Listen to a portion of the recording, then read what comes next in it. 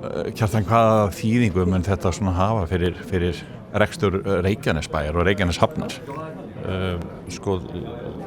Í fyrsta lagi verður þarna heilmikil uppbygging á næstu árum sem mun skapa áætla 100 störf, bein og óbein, og það vonandi verða sem flestir þeirra sem að koma til með að starfa við þessar framkvæmdir búsettir hér, þannig að það skilar einhverjum tekjum í bæjarsjóð.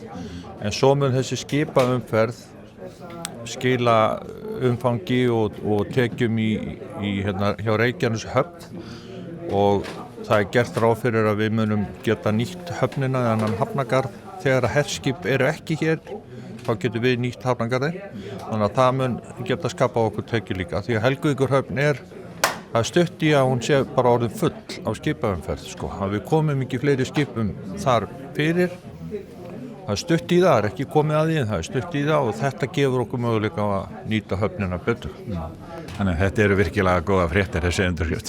Já, þetta eru mjög góða fréttir, og nálæginn við flugvöllinn, og við vitum ekki hvernig þetta kemur til með að þróast. Kannski verða hér áhafnaskipti á þessu skipum einhver leyti og stutt á völlinn, og þannig að þetta er bara í þróun.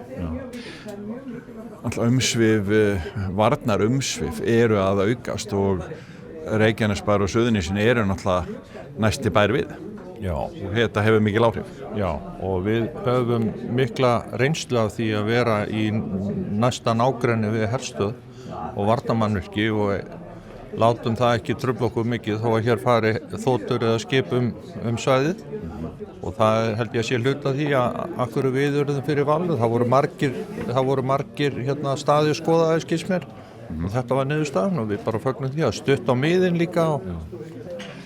Þessi stóra framkvæmd í Helguvík er náttúrulega tengist Reykjaneshöfn, og það er náttúrulega til löng saga af erfiðum rekstri hafnarinnar, og þannig að þetta er alltaf réttir í leið, getur við sagt. Já, það sem betur fer, það er rétt sem þú segir, að það hafa verið mörg fyrirtæki sem að hafa komið og farið í Helguvík, og vonandi fer þeim slysum að fækka núna, og það verður talsvert leikis í kringum þessa starfsemi Atlantshafsbandalagsins hér, og við bindum vonum við bara að það verði eitt af þeim hjólum sem við þurfum til að snúa Helguvík í það sem hann átti uppalega að vera. Það er að segja vænlegu kostur.